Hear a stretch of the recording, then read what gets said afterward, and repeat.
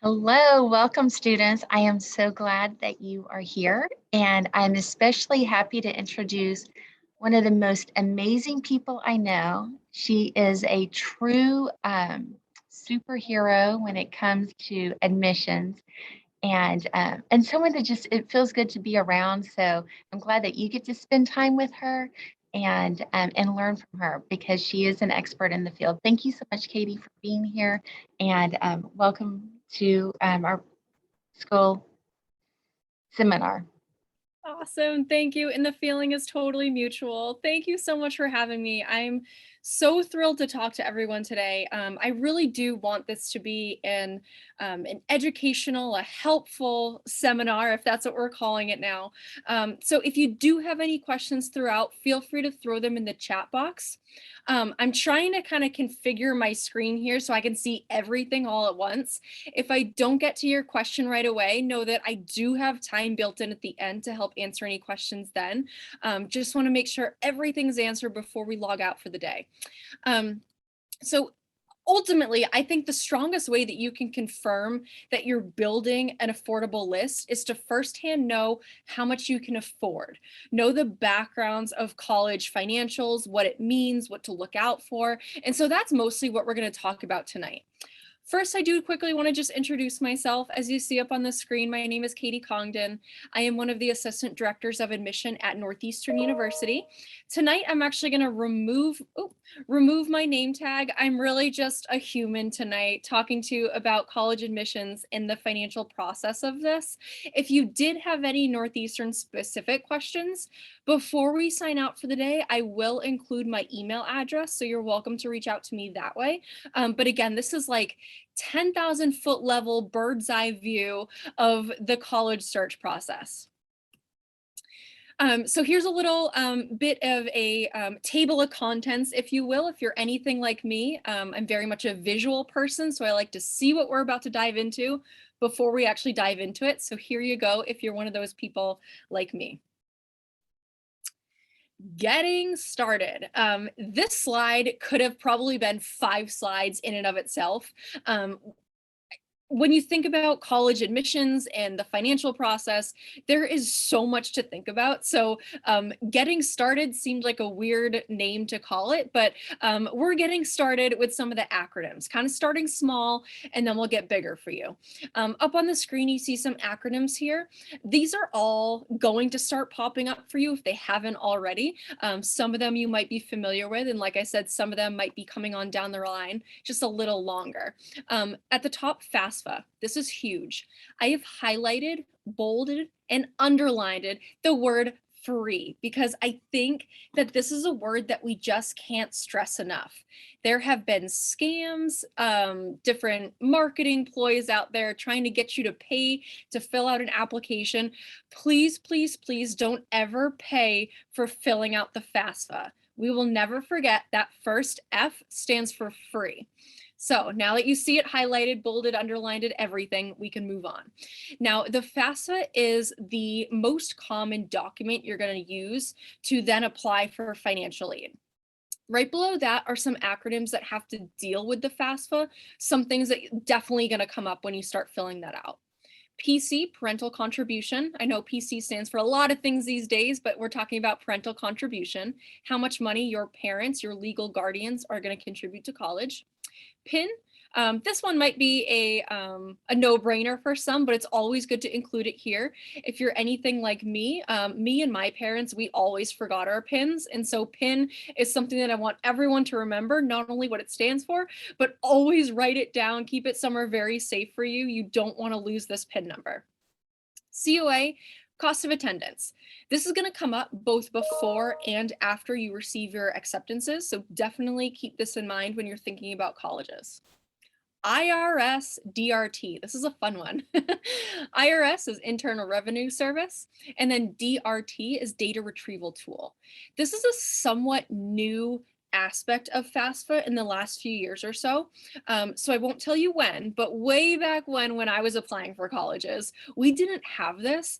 And so I remember it several nights a week, our parents would have to plug in every single piece of financial data from their prior year's taxes. This doesn't have to happen anymore. Data retrieval tool takes all of your information from past taxes and puts it automatically into the FAFSA. So much easier. Don't ever forget this one. Again, it's a fun one, IRS DRT. Right down below is going to be that second most common financial aid application, that being the CSS profile. Right below that, you have federal work study, also an important one to know. Unfortunately, not everyone's going to receive this, but definitely something good to know as you're reading through that financial aid letter once you get that. Once you come across FWS, gonna wonder what that is, that's work study. Full-time, or you always have PT as in part-time. This is a student. The financials of a college can change slightly, talking about a full-time student, usually taking 12 semester hours or more, or a part-time student, as you imagine, that's 12 semester hours or less. That may change college to college, but definitely just keep that in mind. And then we also have my favorite down at the bottom, NPC, net price calculator. This is probably going to be your best friend in the whole financial aid / college search process. This is really going to be that first kind of glimpse into, is this school affordable for me? Is this something that we can do financially with the family? So definitely keep that NPC in mind. All right, getting started. Like I said, this could be about 5 to 50 slides long, but I'll just keep it short here. The first step of this process is to create a very, very rough draft of the colleges that you're considering. I have 3 asterisks next to that 10 to 40 colleges because this is to start. College lists to start. I don't ever think it's advantageous to apply to 40 colleges at a time. So we like to start with a list of 10 to 40 colleges that you think are interesting to you. You think you might be a good social, financial, and academic fit. And also, more importantly, this is a good list of colleges that you and your family have decided that this might be a good, like I said, financial fit. This is affordable and it's something that you're willing to pay for. So again, those asterisks are just to start. Please don't apply to 40 colleges. Now that we all have that all figured out, right down below are some factors to consider. We think about college fit so often, and it seems like such a vague general term that I think it really did take some requirements of myself as the presenter tonight to kind of break down what you should be thinking about, what you can start to be thinking about. So here's my list here. Location, personally for me, this was probably the biggest one. I'm a huge family person, very family oriented. So staying close to home meant a lot to me. If that's not you, maybe you can block your parents' ears right now. That's totally fine. If you want to get away, that's fine too. Just know that it's something that you should consider as you're thinking about the college fit.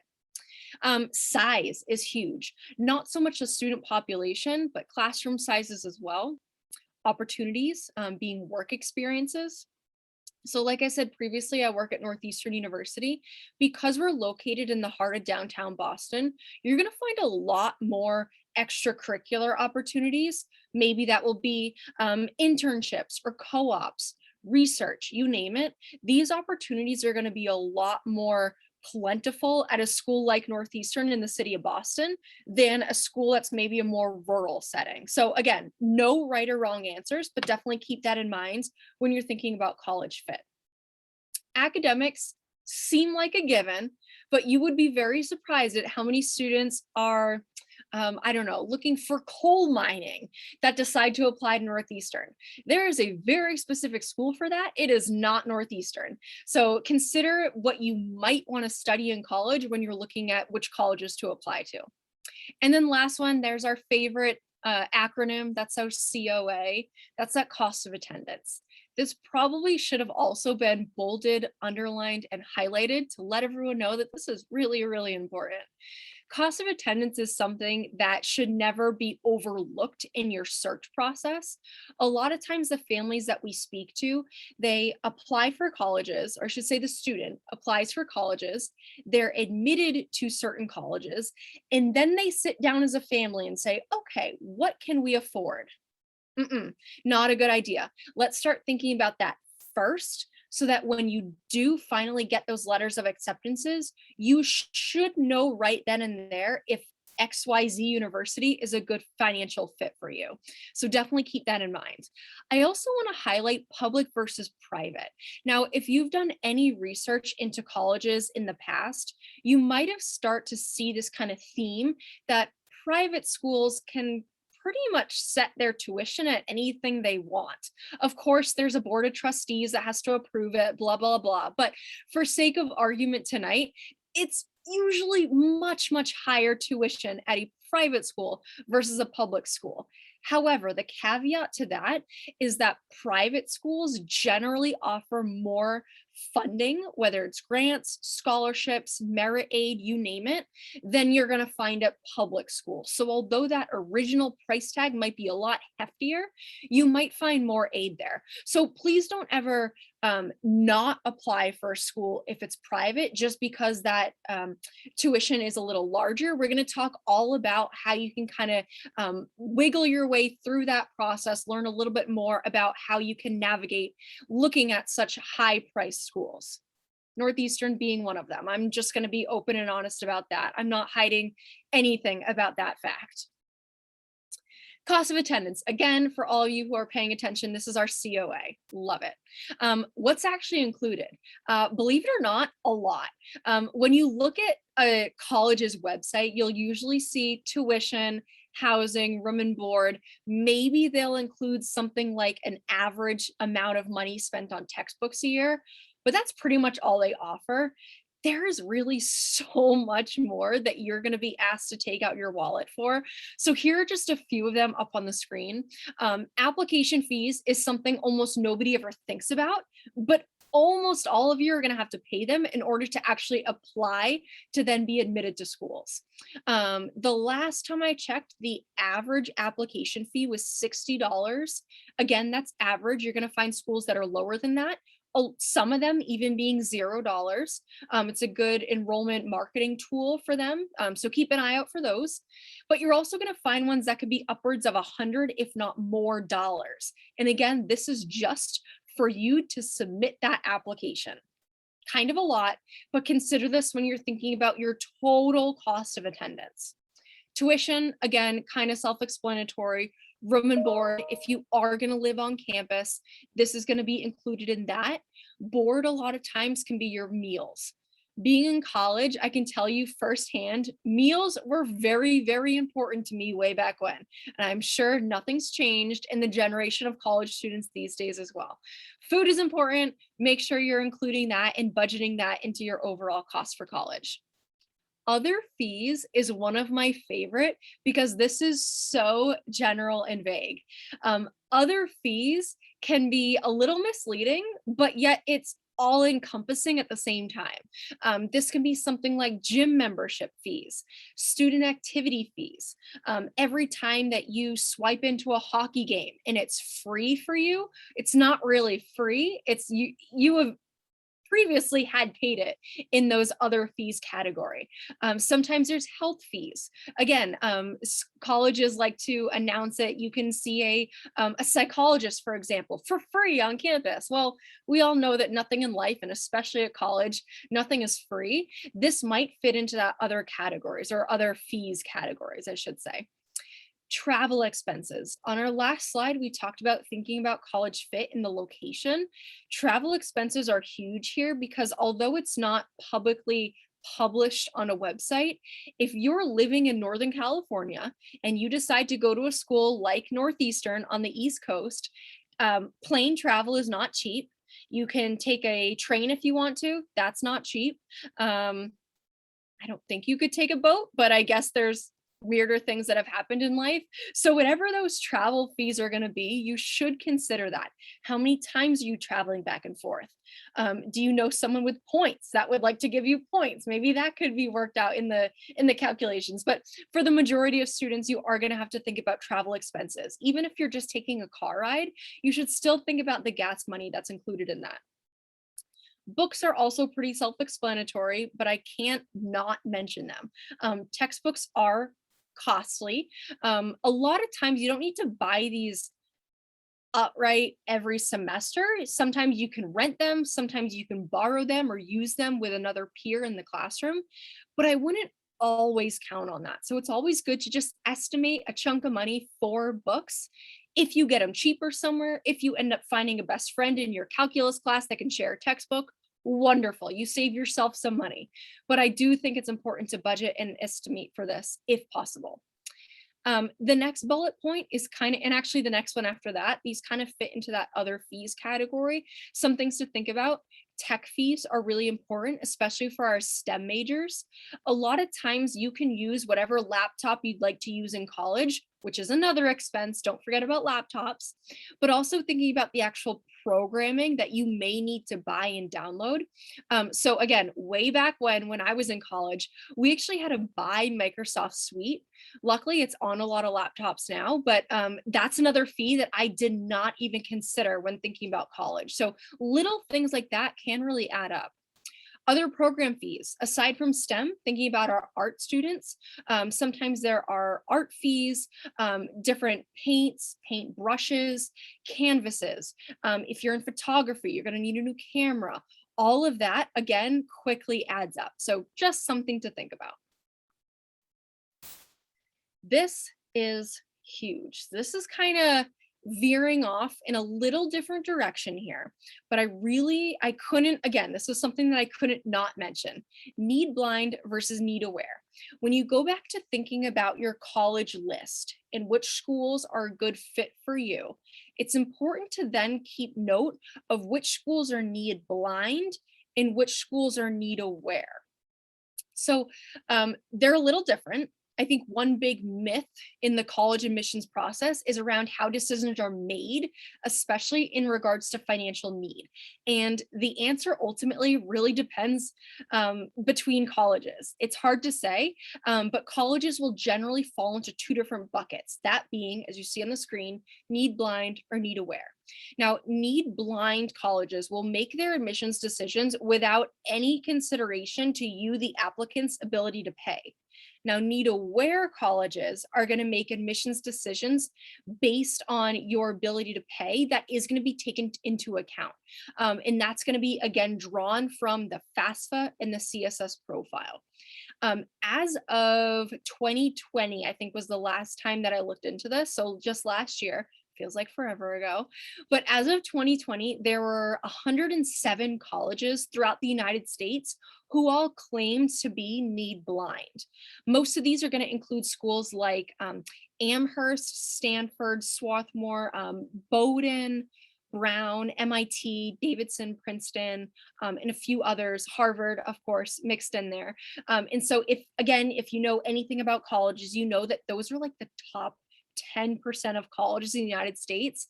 So not only is it a great financial move for you, but it's also really hard to get into those colleges. So there are a lot of ways to look at other colleges in a more financial lens instead of just applying to the Harvards and the MITs of the world. So we're also going to explore a little bit of that as well. Something that you should think about is that need aware means that among many factors, many factors, need aware is going to be determined by your family's financial needs. So this really isn't a major issue because, again, there's so many factors that go into making your final admissions decision. But it is really important for you as the applicant to know which colleges are looking at your family's financial information. So simply put, the need blind colleges are schools that a student's ability to pay tuition costs is not even factored into the admissions decision. And it really is that simple. They just don't look at this as they're going through the process. These universities are typically going to consider those non-financial parts of your application, things like essays, transcripts, letters of recommendation, talking about that holistic review, which we love to use that buzzword in higher education, but that's really what they're doing when deciding when to offer you that admission decision. Just because a university uses these need blind admissions processes doesn't mean that the school isn't going to ask about your family's finances. You'll still have to submit your financial information through documents. Like I said, there's the FAFSA, CSS profile, that's through the College Board. or maybe even some other university specific forms, depending on the college or university that you end up applying to. So at a need blind college, this information really is only being used to calculate your aid package instead of being used to determine whether or not you are admissible to the university. Through need blind admissions, it's also important to know that colleges are ultimately trying to level the playing field. The idea is that the whole admission system becomes more merit based. So students are going to stand on their own achievements. They're going to look at what they did and what they really succeeded in high school versus like their wealth or lack thereof from their family. So it's a little different, but like I said, there's not many schools that are need blind. So it really is important to think more of a need aware school. When you're thinking about these two, it's important to know that, again, your decision isn't going to be made based on your ability not to pay or to pay. It's just something we use in the college admissions process. Where should I apply? This is probably one of the $1,000,000 questions we get. So now that you've told me all this really important information, where can I go with all of this? So colleges are going to fall into 3 different categories. And this is mainly looking at the both the need blind and need aware schools. So within all schools, you're going to have 3 different categories or buckets of colleges. The first one, category 1, is going to be they're going to meet your full family's demonstrated need with no loans. So this means you're going to get more grants and scholarships. If you are not familiar with those yet, let me be the first to happily tell you that grants and scholarships never have to be paid back. Whew, big sigh of relief there. So you want as much grants and scholarships as you can possibly get in this process. Now, with that becomes the idea that this really is the least common or most rare circumstance.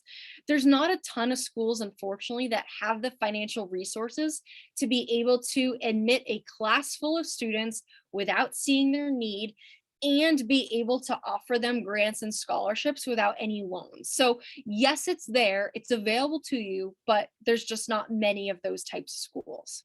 That second category is where you're going to find the majority or the bulk of colleges here in the United States. These are meeting your full family's demonstrated need, but it could be with loans. Now, with loans, it could be the subsidized or unsubsidized loans. So just something to think about. We also have Pell Grants. That's something to think about. There's a lot that's included in those. This is more of a general overview.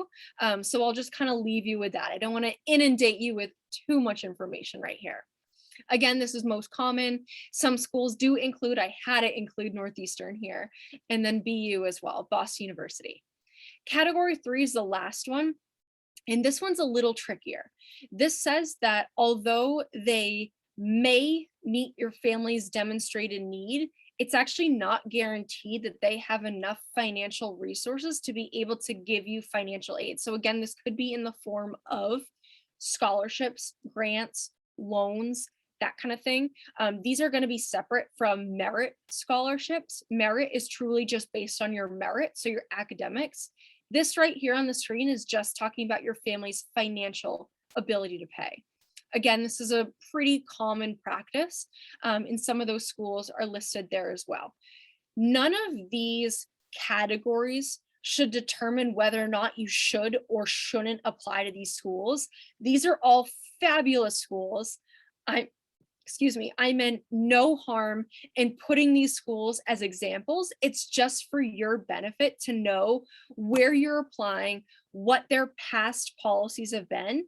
And I would always recommend and advise students when you're making that list of 10 to 40 colleges, just again, to start with, not to apply with, you should always make sure that you're having a list or a column with, is it a need blind or need aware school? Find out whether it's through their website or through their admission counselors like myself. Reach out and ask, how do you use my financial aid information when you're making decisions? How is it going to impact me? What can I do to show you a little bit more? Meaning that, do I have a deadline to meet with the FAFSA or CSS profile? These are really important aspects that you should know and be aware of as you're looking at those colleges to apply to. Federal funding options. So getting into the real fun stuff here. So I was told that you previously attended, or some of you may have attended a financial aid slash scholarship session. So I don't want to go too far into this, but you should know that some of the federal financial funding includes information again. So once you submit that FAFSA and CSS profile, it's going to spit out a number of how much your family has demonstrated financial need. Now, with that, some federal funding could include things like the Pell Grant, Stafford loans, other types of need, not so much federal, but also at the state level as well. That's always important to know. I know California has a few different examples of that. So something just to keep in mind as you are looking through the process, all of which can be used at different colleges and universities that you're applying to. So start this process right away, just so you kind of have a better idea of what to do. The first bullet there I think is really important. This opens October 1st. Generally, that's going to be your student or yourself, your senior year. So if you are a rising senior, you do have a few more months, but not too much longer, so no pressure, but clock is ticking a little bit. Just keep in mind to start opening that account, creating the PIN numbers, all the steps you need to do in order to fill out the FAFSA and CSS profile on time to then make sure it gets to the colleges in the right amount of time as well. There are schools, as you can see on that second and third bullet, there are schools that award money based on when you submitted your application. It's almost like a first come, first serve basis. So if you're applying to those types of schools, again, that's a great question to ask an admissions counselor.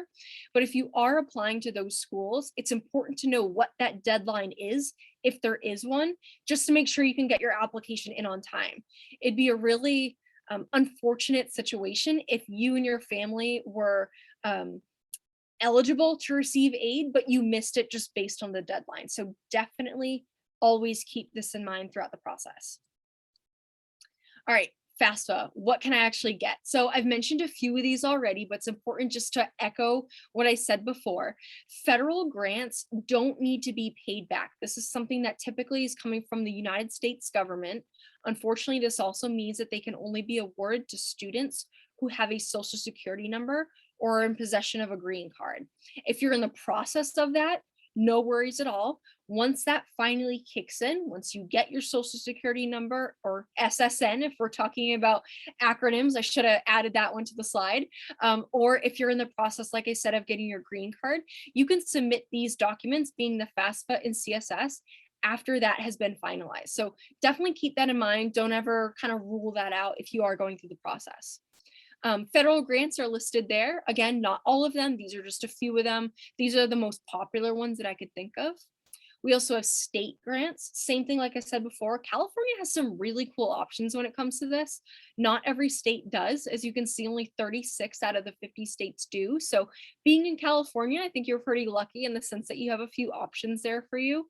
And I have included a screen of some resources. So either you can screenshot that, or I can copy and paste the links into the chat box so you can check those resources out later. Federal loans.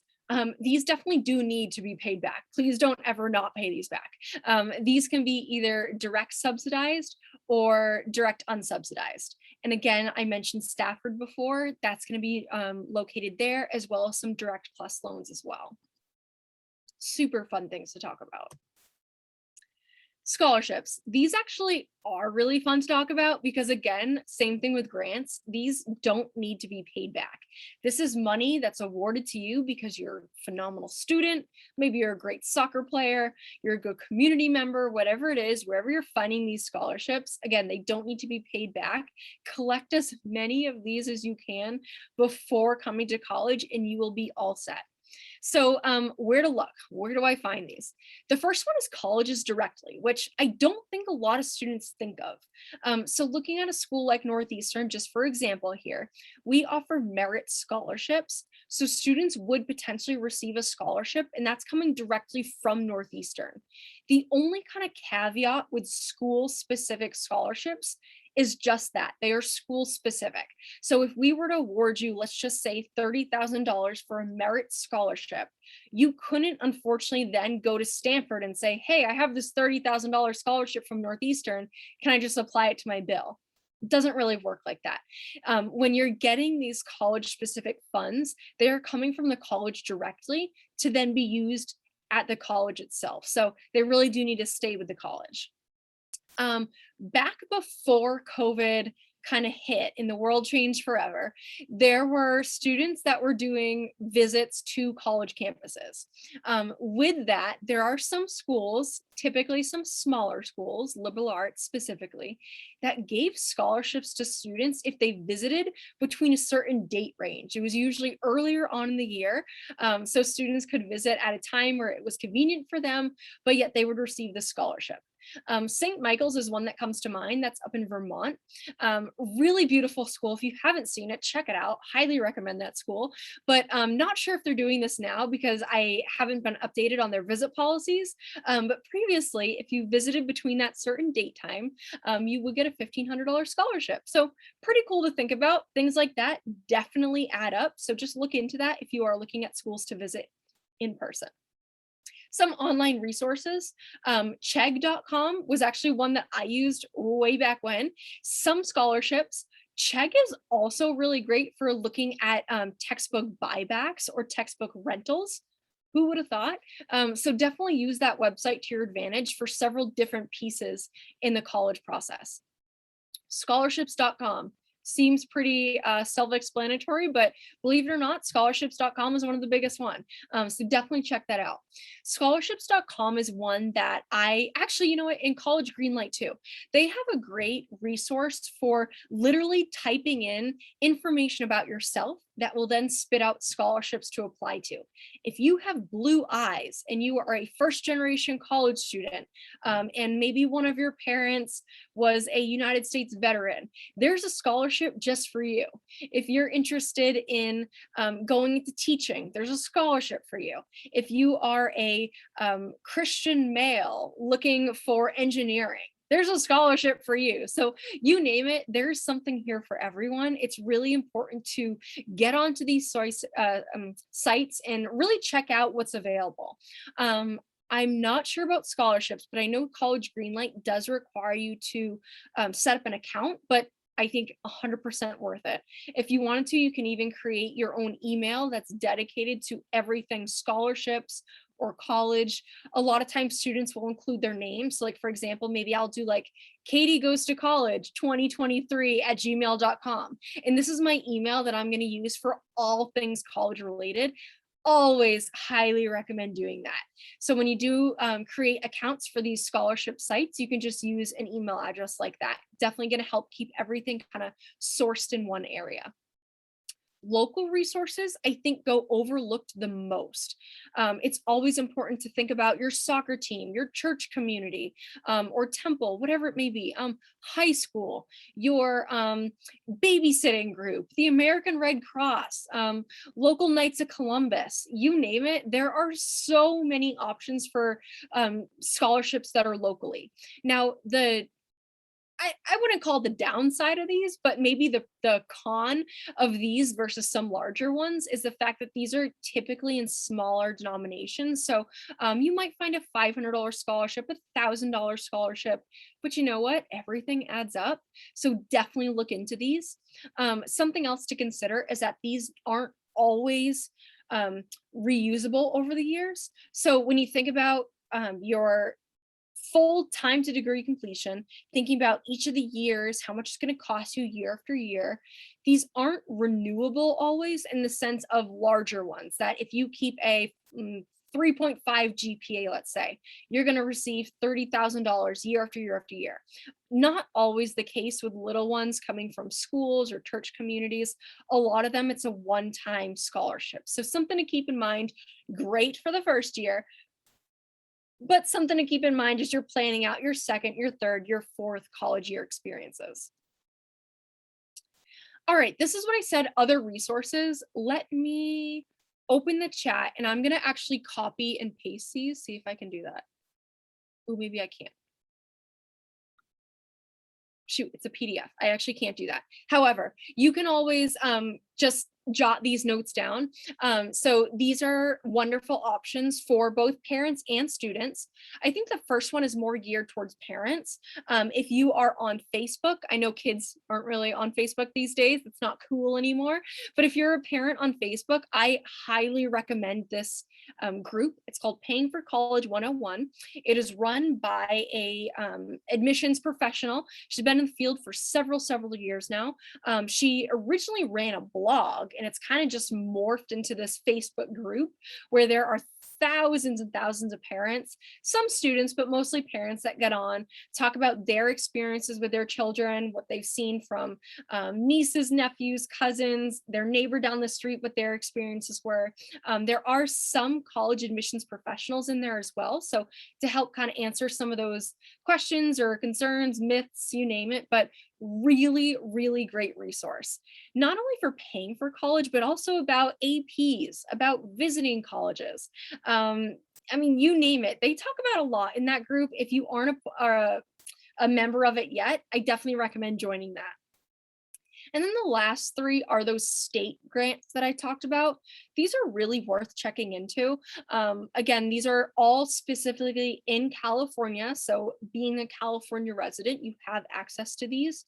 Check them out. And I know that there were also some in the chat box as well. So thank you for including those. Next steps. We've talked a lot, or I've talked a lot. Happily ready to turn it over for a little Q&A if there's any questions or concerns that have come up. But before that, I always like to just recap everything, kind of like, where do we go from here? What are my next steps? These are the three most important steps that you can do if you are a rising junior or senior. You can do this now in the summertime. Summer, I think, is a great time to start planning for college, thinking about where you want to apply, how you're going to apply, how you're going to pay for how to apply. So just kind of keep these in mind. First is make sure that each school in your list is a good fit. We talked about this in the beginning. Fit is a very loose term that we use in higher education, and it could mean just about anything for all of you students.